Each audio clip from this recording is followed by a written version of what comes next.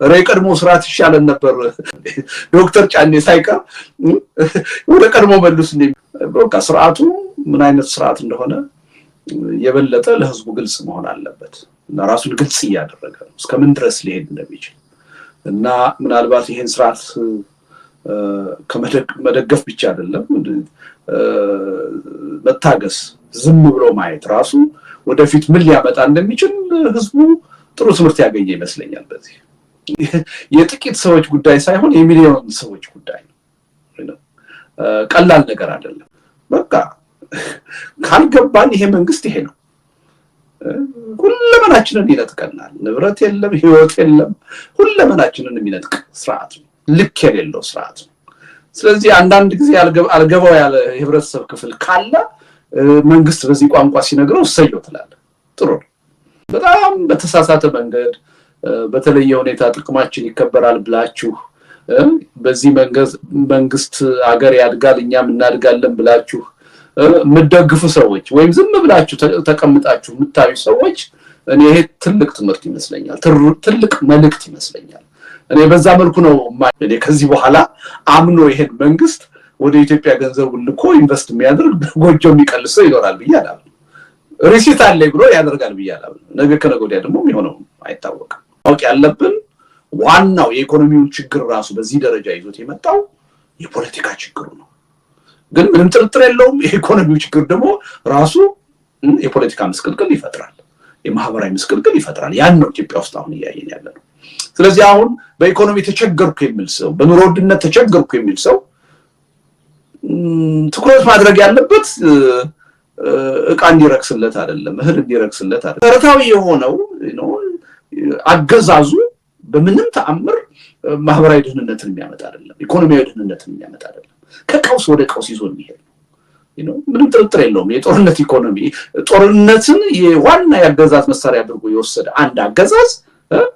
ኢኮኖሚ እድገትን ሊያመጣ አይችልም የኑሮ ውድነትን ሊያቃልል አይችልም ምክንያቱም በከፍተኛ ደረጃ ኢንቨስት ያደረገ ያለው ጦርነት የጦርነት ኢኮኖሚ ታወቀ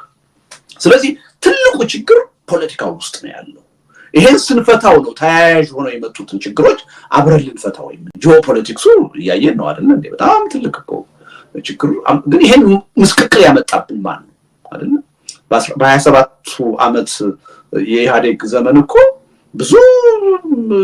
ውስጣዊ ችግሮች ነበሩብን ግን ከጂኦፖለቲክስ አንፃር ከውጭ ፖሊሲ አንፃር ደግሞ በጣም በአንጻራዊነት የተሻለ ሁኔታ ውስጥ ነው የነበረው ኢቭን በአቶ ኃይለማርያም ዘመን ዶክተር አብይ አገዛዝ ሲመጣ ግን መስቀልቅሉ ነው ወጣ ሁሉ ነገር አተረማመሰ ስለዚህ ኢትዮጵያ የማንም መፈንጫ ሆነች የማንም መናኸሪያ ሆነች ስለዚህ አሁን ዝም ብለን የጂኦፖለቲክሱን ችግር ብናወራው በራሱ የትም ልንደርስ አንችልም የሚል ነው ዋናው ቋጠሮ ያለው የፖለቲካ ኃይሉ ላይ ነው አገዛዙ ላይ ነው እሱ ላይ ያለው ችግር ካልፈታ ነው የበለጡ ችግሮች እየተባዙ ይመጣሉ እንጂ የሚፈታ ችግር የለም አሁን ስለ ፓርክ ስራ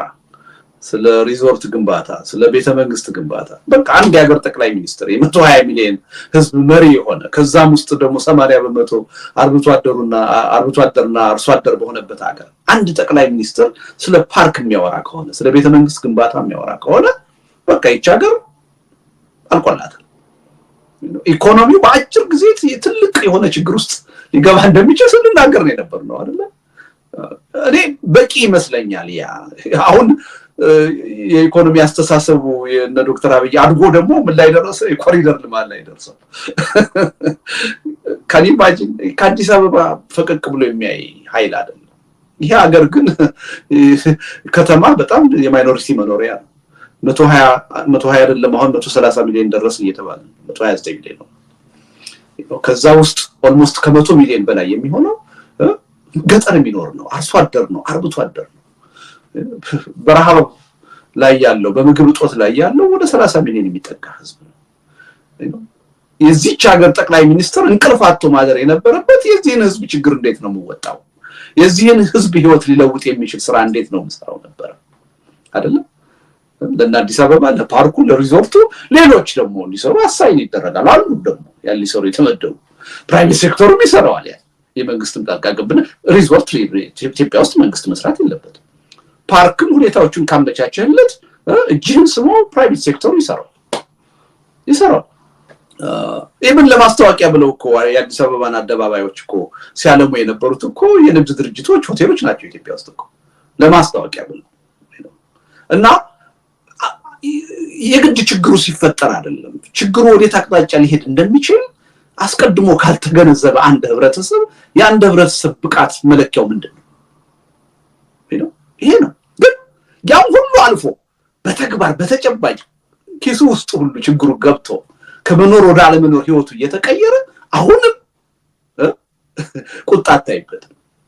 ዝምታ ነው የምታይበት ገለልተኝነት ነው የምታይበት የባሰ አታምጣ የሚለው የባሰው ግን ይመጣል ምንም ጥርጥር የለውም ከዚህ የባሰ ካለ አፍጥጦ ይመጣል አይቀርም ምክንያቱም መሰረታዊ የሆነው ነገር ተበላሽቷል በዚህ ሀገር በዚያ ያህል ቢሊዮን ዶላር ቤተመንግስት የሚገነባ ጠቅላይ ሚኒስትር ባለበት ሀገር በምንም ተአምር ኢኮኖሚ ችግር ይፈታል ይሄ በኢኮኖሚክስ ሀሁ ነው መማርም አያስፈልግም ይሄን ለማወቅ አያስፈልግም ተራ ነገር ነው አንድ ህብረተሰብ ጭራሽ ያላጣጣመው ነገር ከሆነ ብዙም ላይመኘው ላይፈልገው ይችላል ግን አንድ ህብረተሰብ ያጣጣመው ነገር ካለ አግኝቶ ያጣው ነገር ካለ ዝም ብሎ ተኝቶ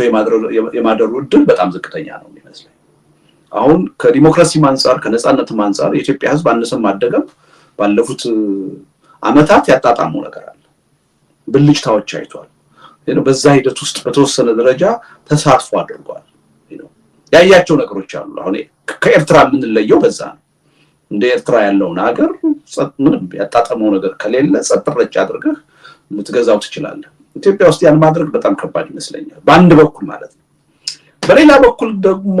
የሌሎች የፖለቲካ ኃይሎች ኢንተርቬንሽን ከሌለ ተገቢ የሆነ እንቅስቃሴ ከሌለ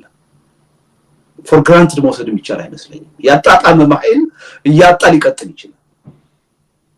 ይቀጥል ይችላል ስለዚህ ሁለቱ ነገሮች መያያዝ ያለባቸው ይመስለኛል አጣጥሞ ማጣቱ አንድ ጠቃሚ ነገር ይመስለኛል ህብረተሰቡ ቁጭት ውስጥ እንዲገባ ዝም ብሎ እንዳይቀመጥ የሚረዳ ሁለት ይመስለኛል ግን ያ ብቻውን የትም አይደርስም የህብረተሰቡን ቃተሊና የበለጠ ሊያነቁ የሚችሉ ችግሮቹን የበለጠ ሊያሳዩ የሚችሉ ህብረተሰቡ ተሰባስቦ ተደራጅቶ እንዲታገል ሊያደርግ የሚችል ደግሞ የፖለቲካ ኃይል መኖር አለበት እነዚህ ሁለቱ ካልተጣመሩ የትም መድረስ እንችላለን ስለዚህ አንዳንድ ጊዜ ያው ተወደደም ተጠላም ህጋዊ ሆኖ አሁን የነጻነት ጉዳይ ዲሞክራሲ ጉዳይ መልቲ ፓርቲ ሲስተም በተግባር በመፈልገው መልኩ ባይተረጎምም በህግ ደረጃ ተቀምጦ በተወሰነ ደረጃ ኤክሰርሳይዝ መደረጉ ጠቃሚ ይመስለኛል አገዛዞች በፈለጉት ጊዜ መተው በፈለጉት ሁኔታ ህዝብን እንዳይገዙ የራሱ የሆነ ቻሌንጅ ይፈጥራል ይሄ ኢትዮጵያ ውስጥ በተወሰነ ደረጃ አለ ብዬ አምናለሁ ብቻውን ግን የትም አይደርስም ቅድም ያልኩ የፖለቲካ ኃይሉ የኤሊቱ ርብርብ ተክቶ መስራት መጨመር አለበት አንዱ አሁን በዋናነት ኢትዮጵያ ውስጥ የጎደለው ይሄ እንጂ አሁን ያጣጣመው ነገር እኮ ከጁ ያጣው ስለመጣ የህብረተሰቡ እኮ በተለያየ መልኩ እኮ ስሜቱን ሲገልጽ ታያለ ረይቀድሞ ስርዓት ይሻለን ነበር የሚል ንግግር ሁሉ እኮ ተጀምሯል አይደል ዶክተር ጫኔ ሳይቀር ወደ ቀድሞ መልስ እንደይይታ ግን የሁለቱ ጥምር ነው ውጤት ሊያመጣ የሚችል ብያምናለሁ ቀደም ያሉት እርሾዎች እንዲሁ ዝም ብለን ምን ጥላቸው አይመስልኝም ከነኤርትራ ምንም ከነኪዩባ ወይም ከኮሪያ በተለየ የኢትዮጵያ ህዝብ ያጣጣመው ነገር አለ የኢኮኖሚ እድገትን እንውሰድ ለምሳሌ አይደል በ27 አመቱ ከነችግሩ ብዙ ሰው ሰርቶ መኖር ማደግን ማጣጣም ጀምሯል አሁን የሚወርስ መንግስት እየመጣ ኦኬ ስለዚህ ይሄን ነገር ሲያጣ የሰው ባህሪ ነው ያጣውን ያጣጣመውን ነገር ሲያጣ ዝም ብሎ ተኝቶ ለማደር አስቸጋሪ ነው ግን በራሱ ይሄ ለውጥ ያመጣል ብለን ደግሞ ዝም ካል የትም ቢደርስ አይመስልኝም እየተለማመደው ይሄዳል ቅድም ሞትን ሁሉ ተለማመድን ይያልና አይደል ይሄንም እየተለማመደው ሊሄድ ይችላል ስለዚህ የፖለቲካ ኃይሉ ላይ ደግሞ ሌላ ስራ ይጠበቃል ያን በትክክል ማሳየት ህብረተሰቡን ማነሳሳት ማደራጀት ማታገል የሚጠበቅበት ደግሞ የህብረተሰብ ክፍል አለ ያ ኃይል ካደፈጠ የቤስራውን ካልሰራ ምንም ጥርጥር የለውም እንደሞቱ እንደስራቱ ያ ኃይል እየለመደው ሄደ ችግሩ በዚህ መጠን ከጊዜ ወደ ጊዜ እየተባባሰ የመጣው የተጠያቂነት ጉዳይ ወደ ጎን ስለተገፋ ነው። ከዚህ ቀደም ወንጀል የፈጸሙ በህዝብ ላይ በደል የፈጸሙ ችግር የፈጠሩ አመራሮች፣ የፖለቲካ ሰዎች፣ የጸጥታ ኃይሎች ተጠያቂነት ስለሌለ ነው። ማንንም ገሎ ማንም የፈለገውን ወንጀል ሰርቶ የሚኖርበት አገር ስለሆነ ነው ይሄ ችግር የበለጠ እየተባባሰ ይመጣል። ስለዚህ የፍትህ ጉዳይ የሚታለፍ ነገር አይደለም። የሚታለፍ ነገር ስላልሆነ ነው አንዱ የሽግግር መንግስቱ ኃላፊነት የሽግግር ፍትህን ማስፈን አስቀምጫለሁ። በእኔ እምነት ያለፉትን 33 ዓመታት ጉዳይ ሊያይ ቢችል ተገቢ ነው የሚል እምነት አለ።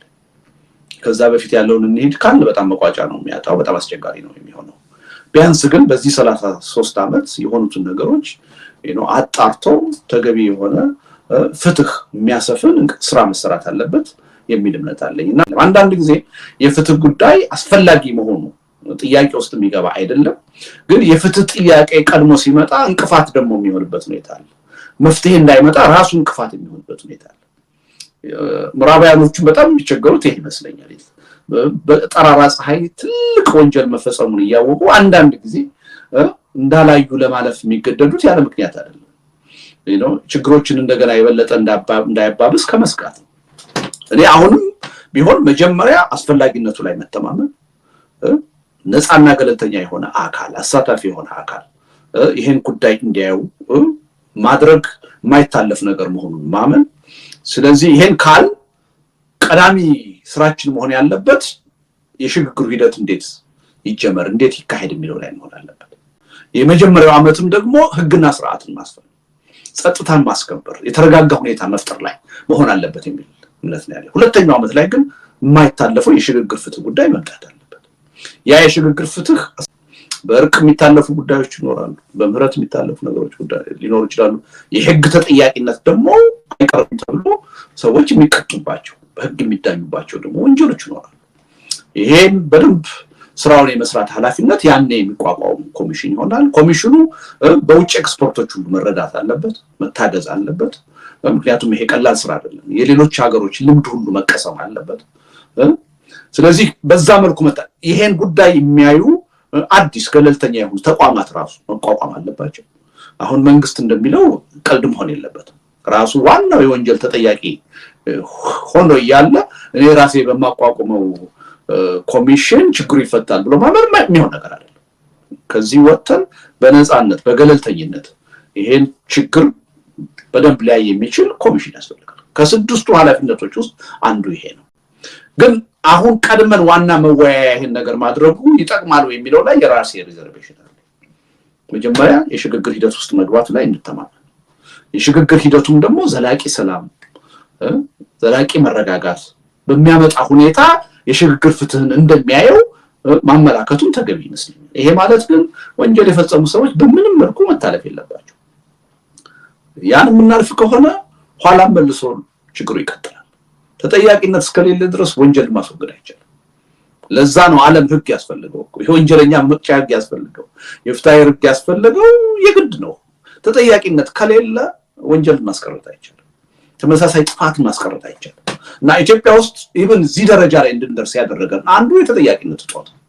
ብዬ ነው ማምነው። ከጊዜው አንፃር መቼ መነሳት አለበት፣ እንዴት መነሳት አለበት የሚለው ላይ ግን የየራሳችን ምልከታ ልዩነት ሊኖር ይችላል።